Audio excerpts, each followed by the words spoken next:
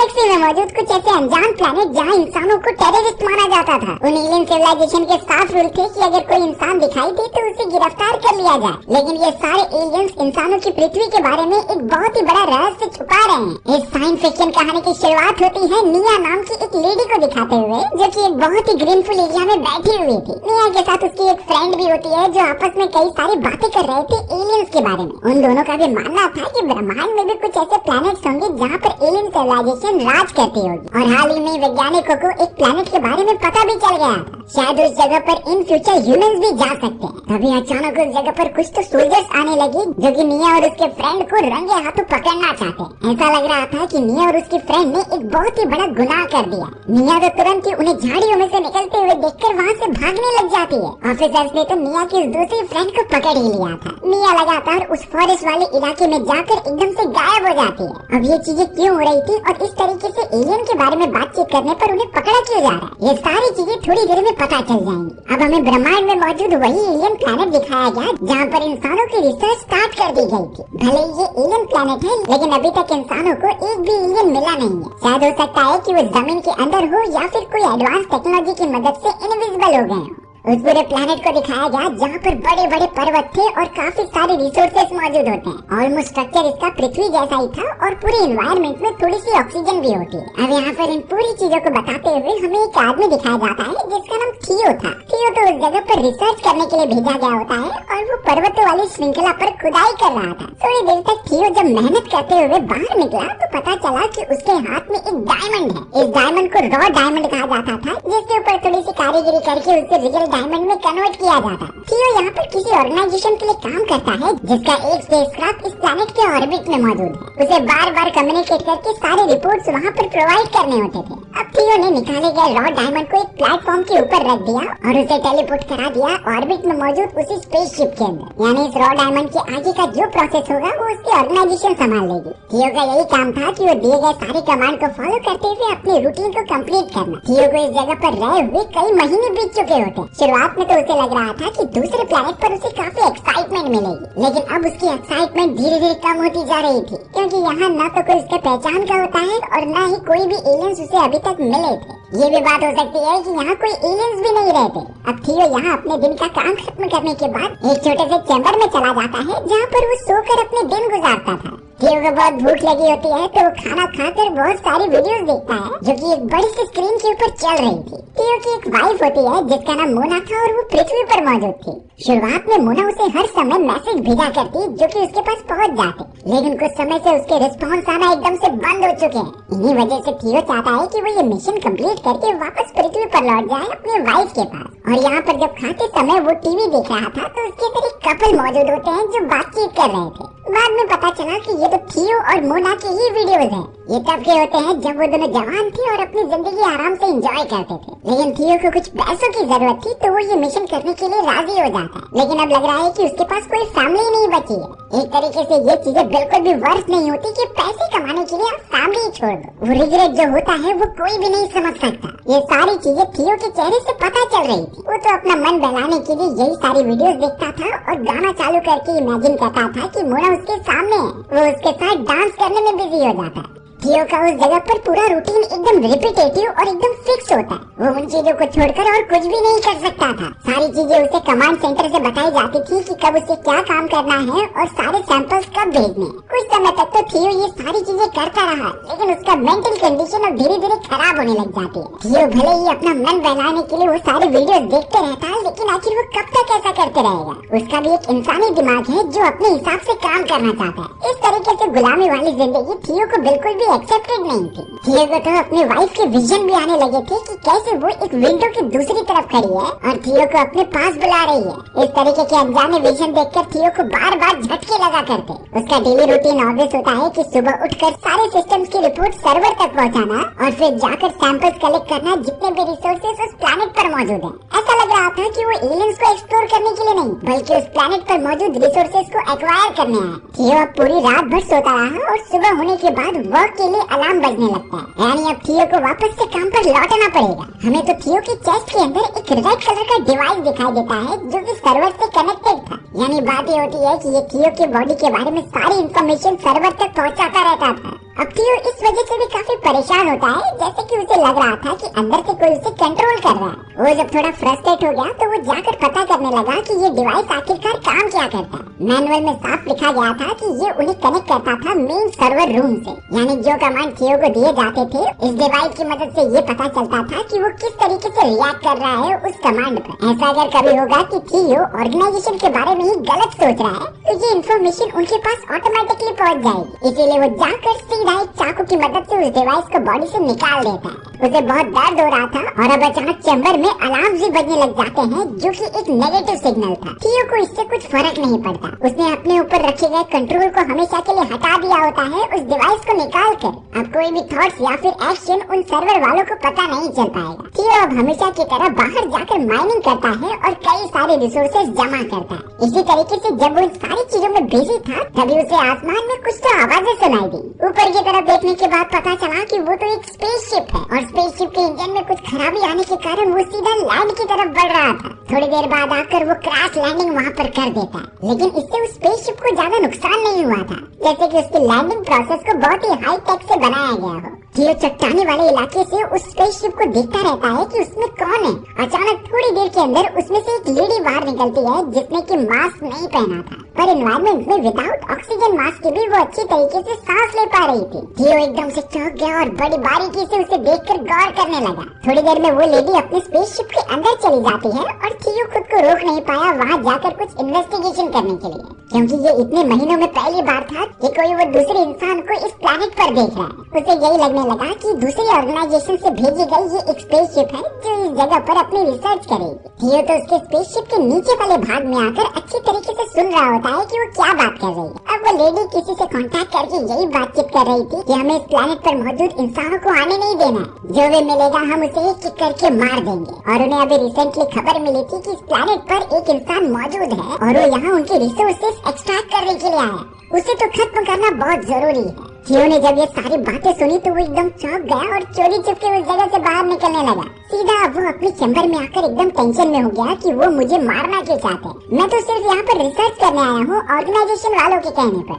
और वो लेडी तो इंसान है तो फिर वो एलियंस का साथ क्यों दे रही है। ये सारे रहस्य अभी तक अनसॉल्व थे जो कि थियो के माइंड में लगातार घूम रहे होते हैं। थियो अब यहाँ पर कुछ समय तक उसी स्पेसशिप और उस लेडी पर नजर रखने लगा कि कहीं वो उसके पास तो नहीं आ जाएंगे। अब रात का समय था और वो लेडी अपने चैम्बर में सो रही होती है। थियो बारीकी से उस चैम्बर के अंदर गया और वहाँ कुछ पता करने का ट्राई करता है। सामने की तरफ एक डायरी रखी गई थी जिसे कि वो अपने साथ लेकर चला गया। हो सकता है कि इसमें उसे कुछ क्लूज मिल जाए उस लेडी और उसके मिशन के बारे में। अपने चैम्बर में आने के बाद वो सारी चीजें पढ़ता है और उसके अंदर उसे एक फोटोग्राफ मिली। ये फोटोग्राफ उस लेडी की थी, लेकिन उसके साइड में एक एलियन खड़ा हुआ था। दोनों ने साथ मिलकर वो फोटोज क्लिक की होती हैं, यानी उनके अंदर बॉन्डिंग अच्छी होगी और वो टीममेट हो सकते हैं। उस डायरी के अंदर तो एक अलग ही लैंग्वेज में कुछ तो लिखा गया था। ये लैंग्वेज एक इंसानी लैंग्वेज तो बिल्कुल नहीं लगती। जैसा लग रहा था कि ये कोई एडवांस लेवल की लैंग्वेज है जो कि एडवांस सिविलाइजेशन ही समझ सकती है। थियो को कुछ समझता नहीं, लेकिन यहाँ एक सच्चाई पता चली। वो लेडी कोई और नहीं बल्कि निया होती है, जो कि हमें कहानी की शुरुआत में दिखाई गई थी। निया किसी खास रीजन की वजह से इस प्लेनेट पर पर्पसफुली लैंड हुई है, ना कि उसका इंजन खराब हो गया और वो इस प्लेनेट पर पहुँच गई। अब हमें यहाँ निया जब सोई हुई थी तो उसके कुछ विजन दिखाई देते हैं जो कि वो बचपन की देख रही थी। बचपन में वो नोटिस करती है कि उसके चारों तरफ एलियन सिविलाइजेशन मौजूद है और वो एलियंस निया को अपने साथ लेकर जाना चाहते हैं। उन एलियन सिविलाइजेशन ने निया को चुन लिया था किसी मिशन के लिए। निया उस समय छोटी हुआ करती थी, इसीलिए उसने इस मिशन के लिए हाँ कर दिया होता। पर थोड़ी देर में दिखाया गया कि वहाँ कई सारे सोल्जर्स आ चुके हैं जिन्होंने गन पॉइंट करके रख दिया था उन एलियंस के ऊपर। अगले मोमेंट में निया के कुछ कहने पर सोल्जर्स ने एलियंस पर फायर कर दिया। बेचारे सारे एलियंस मारे जाते हैं। निया तो यही सारे विजन बार बार देखा करती थी कि उसका इंटरेक्शन कैसे एलियन से हो रहा है, लेकिन इस प्लेनेट पर आने का एक सीक्रेट मिशन क्या है और वो एलियन से कांटेक्ट में कैसे आई, ये सारी चीजें अभी तक एक सीक्रेट है जो कि कुछ ही देर में रिवील होने वाली है। अब इन्हीं सारे अनजान विजन्स को देखने के बाद निया उठ जाती है और उस प्लेनेट पर कदम रखकर चारों तरफ एक्सप्लोर करती है। निया कुछ ही सेकंड्स में वापस अपने चैम्बर में आ गई क्योंकि उसे सांस लेने में प्रॉब्लम हो रही थी। जैसा कि पहले ही बताया गया था कि इस प्लेनेट पर ऑक्सीजन तो मौजूद है, लेकिन उतनी ज्यादा मात्रा में नहीं। अगर निया को यहाँ और एक्सप्लोरेशन करनी है तो उसे ऑक्सीजन मास्क तो अपने साथ रखना ही होगा। एक तो यहाँ निया अपने इमेजिनेशन और सपनों से प्रॉब्लम में थी, और वहीं ये मिशन जितना आसान दिख रहा होता है उतना है नहीं। उसे हर एक चीजों का कैलकुलेशन बहुत अच्छी तरीके से करके आगे बढ़ना पड़ेगा। अब हमें तो निया के चैम्बर के अंदर एक छोटा सा असिस्टेंट एआई रोबोट दिखाया जाता है। दरअसल ये सारी चीजें तब की हैं जब निया लैंड हो रही थी उस प्लेनेट के ऊपर, और थियो जब वहाँ जाकर सुन रहा था तो निया उसी रोबोट से बात कर रही थी। वो एआई रोबोट तो निया को सारी इन्फॉर्मेशन देता है कि तुम्हें किस तरीके से प्रोटोकॉल्स को फॉलो करना है, और उसे एक प्रोटोकॉल मिला है कि एक दूसरा इंसान थियो नाम का इस प्लेनेट पर मौजूद है। वो भी रिसोर्सेज जमा कर रहा है, लेकिन प्रोटोकॉल के हिसाब से तुम्हें थियो को मारना होगा। यही बातें तो थियो ने भी सुनी थी, जिससे कि वो काफी पैनिक हो गया था। अगले मोमेंट में निया अपनी वो डायरी निकालती है और उसके ऊपर कुछ चीजें इंक्लूड करने लगी। रोबोट तो उसे खाने का टाइम बताता है, जिससे कि वो ड्रॉर निकाल कर कुछ खाने लगी। यानी इससे पता चल रहा था कि निया को भूलने की बहुत ज्यादा बीमारी है। वो छोटी मोटी चीजें भी बहुत आसानी से भूल जाती है। निया यहाँ पर जिस रात सोई हुई थी उसने थियो की प्रेजेंस को महसूस भी किया था। थियो जो कि बहुत ही चालाकी से उसकी डायरी लेकर जा रहा होता है, तो निया ने इसके ऊपर कोई एक्शन नहीं लिया और सोई रही। बात ये होती है कि निया थियो को चोट नहीं पहुंचाना चाहती थी। वो भी इंसान है और यहाँ पर वो रिसर्च करने के लिए आया है। लेकिन अगले दिन वो छोटा सा एआई रोबोट निया को ये बताता है कि तुम्हें थियो को मारने की जरूरत नहीं। वो पहले से ही कैंसर पेशेंट है और जल्द से जल्द मरने वाला है, यानी उसके ऊपर एनर्जी वेस्ट करके कोई मतलब नहीं। इस समय तक निया को पता नहीं चला था कि उसकी डायरी चोरी हो चुकी है। वो सोच रही थी कि थियो यहाँ पर सिर्फ अपनी इन्वेस्टिगेशन करने आया था। अगले दिन सारे कमांड्स मिलने पर निया भी अपना सूट पहन लेती है और चल पड़ती है कुछ सैंपल्स इकट्ठा करने के लिए। ये एक माइनिंग एरिया था जहाँ पर वही रॉ डायमंड्स मिला करते थे। अब निया जब अपनी रिसर्च कर ही रही थी तो उसके ठीक साइड में थियो भी अपनी रिसर्च करता है। थियो और निया ने दोनों एक दूसरे को दूर से देखा और निया तो थोड़ा सा डर रही थी, पर थियो ज्यादा रिएक्ट नहीं करता और अपना काम करने के लिए चला जाता है। निया ने भी वहाँ से कई सारे रॉ डायमंड्स के सैंपल्स कलेक्ट कर लिए थे। पूरे दिन की मेहनत के बाद वो वापस अपने चैम्बर में आ जाती है, और इतने समय बाद जब उसकी नजर डायरी पर गई तो वो वहाँ पर नहीं थी। वो एआई रोबोट निया को बता देती है कि ये काम तो थियो का ही हो सकता है। उसने ही तुम्हारी डायरी रात को ही चुरा ली थी, जिसे कि तुमने बिल्कुल इग्नोर किया। निया काफी डरने लगती है और वो तुरंत ही भागते हुए चैम्बर के पास पहुंचे थियो के, ताकि वो अपनी डायरी उससे वापस ले सके। निया जब थियो के चैम्बर के पास पहुंचती है तो वो हर एक डायरी के लेटर्स को एक्सट्रैक्ट करने की कोशिश कर रहा था ताकि वो समझ जाए, ऑब्वियसली क्योंकि वो एक दूसरे लैंग्वेज में होती है। थियो को भी अब फुटस्टेप्स की आवाज सुनाई दी तो वो दरवाजा ओपन करता है, और अब तुरंत ही निया एक नाइफ लेकर सीधा उसके ऊपर झपट्टा मार देती है। निया ने तो साफ कहा था कि तुम मुझसे दूर रहो, अपनी रिसर्च करने आए हो तो रिसर्च करके यहाँ से चले जाओ। मेरे मिशन में आए तो मुझे तुम्हें मारना ही पड़ेगा। थियो एकदम से डर चुका था और वो कुछ भी भूल नहीं रहा होता। निया सिंपली अपनी डायरी उठाती है और गुस्से से वहाँ से चली गई। वो वार्न करके जाती है कि मेरे स्पेसशिप के पास आना भी मत। अब यहाँ थियो के मन में एक सवाल आता है कि अगर प्रोटोकॉल्स मिले हैं कि उसे मारना है तो निया ने उसे जिंदा क्यों छोड़ दिया। यही सारी चीजें एक पहेली जैसी बन गई थी कि आखिर वो एलियंस कौन है और उन्होंने निया को एक्चुअल मिशन क्या दिया है।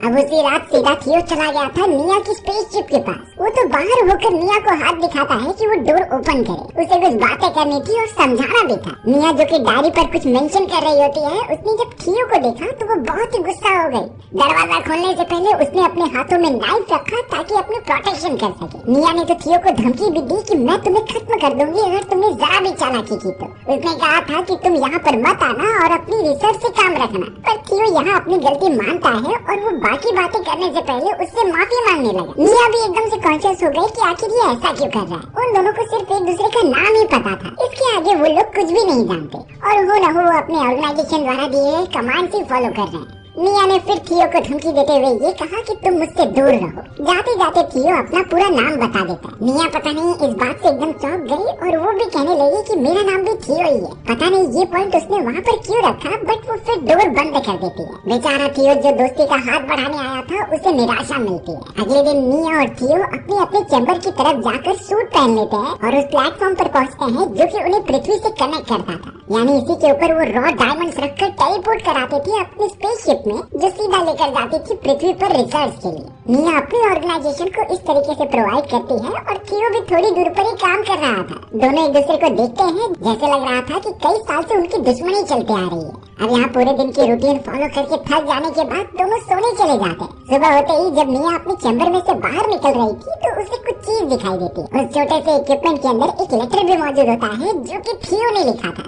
अंदर जाकर निया उस लेटर को पढ़ने लगी। ये कुछ और नहीं बल्कि एक डिनर के लिए इन्विटेशन होता है, यानी कि थियो निया को इनवाइट कर रहा था कि वो उसके साथ एक डिनर पार्टी करे। इससे उन्हें अच्छा लगेगा क्योंकि इतने समय तक तो थियो एकदम अकेला ही रह गया। निया इस पर भरोसा नहीं करती। वो सीधा अपने रोबोट के पास आकर पूछती है कि आखिर मैं इसके बारे में जानती नहीं, तो इस पर भरोसा करना तो बहुत ही ज्यादा मुश्किल है। इसके ऊपर कौन से क्रिमिनल चार्जेस चल रहे हैं और इसने पृथ्वी पर कौन सी गलत चीजें की हैं, इन बातों का तो निया को अंदाजा ही नहीं था। लेकिन अगर कभी हमें पता करना है कि इस रैंडम पर्सन के ऊपर कोई क्रिमिनल चार्जेस है भी कि नहीं, तो ये तो बहुत ही ज्यादा आसान है क्योंकि इसके लिए कुछ वेबसाइट्स हैं जैसे कि इंटेलियस और पेसर। इस वेबसाइट के अंदर आपको सिर्फ दूसरे इंसानों का नाम, एड्रेस और स्टेट डालना है, जिससे कि पूरा डिटेल शो होने लगेगा कि इसके ऊपर कौन कौन से क्रिमिनल चार्जेस अब तक लगे हैं। यानी इस टूल से बड़ी आसानी से पता लगाया जा सकता है कि सामने वालों के ऊपर आप भरोसा कर सकते हो कि नहीं। शायद उस समय पर निया के पास ये टेक्नोलॉजी नहीं थी, इसीलिए वो ज्यादा कुछ पता नहीं कर पाई। लेकिन अब हमें पता चल गया है तो हम सतर्क रहेंगे। वहाँ दूसरी तरफ थियो तो पूरे डिनर की तैयारी कर रहा था, जैसे कि उसे पूरी श्योरिटी है कि निया उसके पास आएगी डिनर पार्टी के लिए। थियो सेम टाइप की चीजें अपनी वाइफ के साथ भी किया करता था। अब यहाँ जब इतने सालों से उसकी वाइफ नहीं है तो वो निया के साथ वो मोमेंट शेयर करना चाहता है। थोड़ी देर में ही दस्तक होती है और वहाँ एक्चुअल में निया पहुँच गई थी। थियो उसका वेलकम करता है एक छोटी सी स्माइल के साथ। निया अभी भी कंफ्यूज थी कि ये कहीं थियो की चाल तो नहीं है,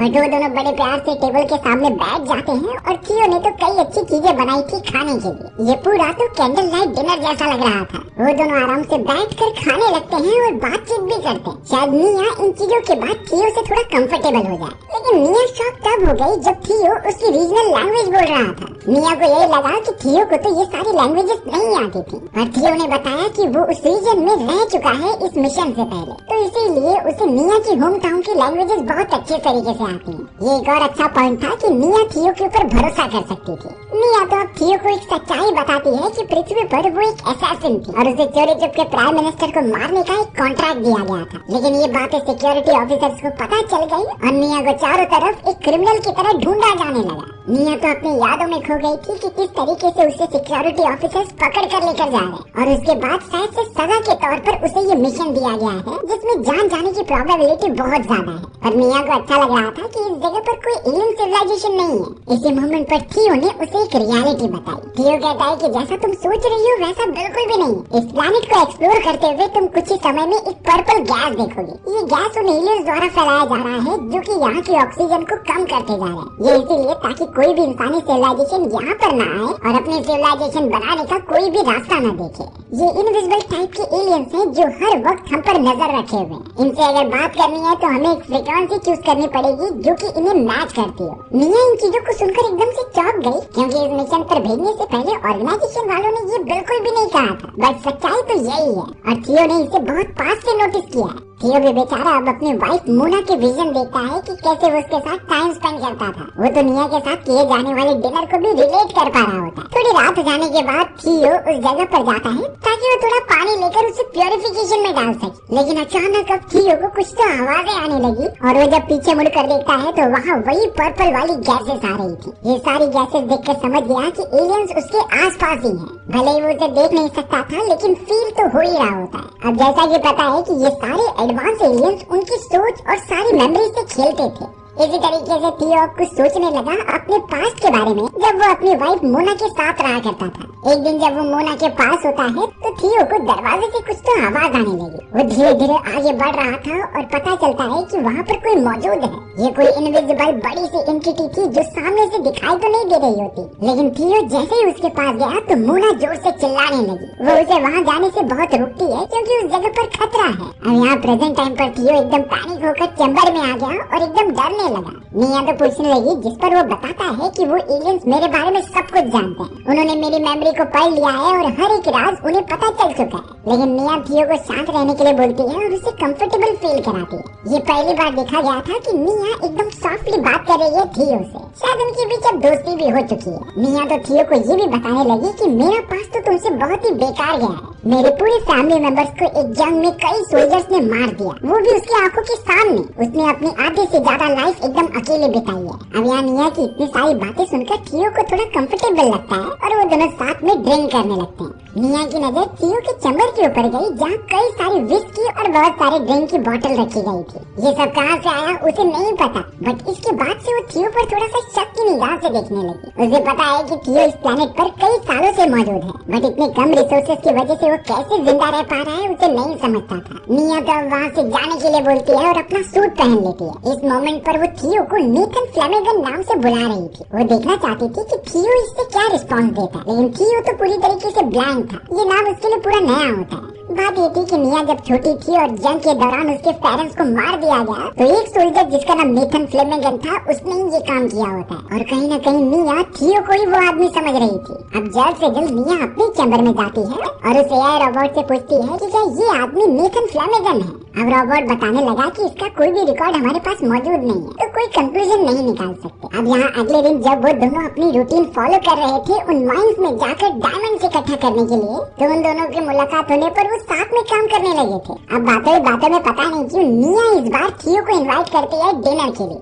थियो बेचारा क्यों इसे रिजेक्ट करता था, तो इसीलिए वो काम खत्म करके निया के चैम्बर में चले जाते हैं। अब निया किसी भी तरीके से ट्राई कर रही थी कि वो ये पता लगाए कि थियो ही नेथन फ्लेमिगन है कि नहीं। इसके लिए उसने अपने होम टाउन के कई सारे पिक्चर्स दिखाए थियो को और वो उसके एक्सप्रेशंस पर नजर रख रही थी कि कहीं उसने ये सारी चीजें देखी हैं कि नहीं। लेकिन थियो उसके होम टाउन में सिर्फ एक ही बार गया था, उसे वो सारी चीजें बिल्कुल नहीं पता थी, जिससे कि नियो का डाउट थोड़ा सा कम हो जाता है। बट वो पीछे नहीं हटती और थियो की पूरी लाइफ के बारे में पूछने लग जाती है। अब तक तो यहाँ थियो को भी समझ गया था कि निया जो इन्फॉर्मेशन उससे चाहती है वो पर्सनल वे में नहीं है, बल्कि जैसे लग रहा था कि वो उसकी इन्वेस्टिगेशन कर रही है। अब तो वो बहुत ही गुस्सा होकर वहाँ से जाने लगा, पर निया उसका हाथ पकड़ लेती है और थियो ने अगले मोमेंट में उसे धक्का दे दिया। थियो तुरंत ही वहाँ से सीधा चला जाता है अपने चैम्बर की तरफ, पर लग रहा था कि वो कुछ तो छुपा रहा है। अब हमें दिखाया गया एलियन द्वारा फैलाई गई वो पर्पल गैसेस जो चारों तरफ फैलते हुए निया के चैम्बर के पास आ गई थी। निया उसे महसूस करती है और उससे कुछ आवाजें भी आने लगी, तो वो बिना मास्क पहने उस पर्पल गैसेस के अंदर चली गई। वहाँ पर ऐसा लग रहा था कि वो मोमेंट आ चुका है जब चारों तरफ जंग चल रही थी।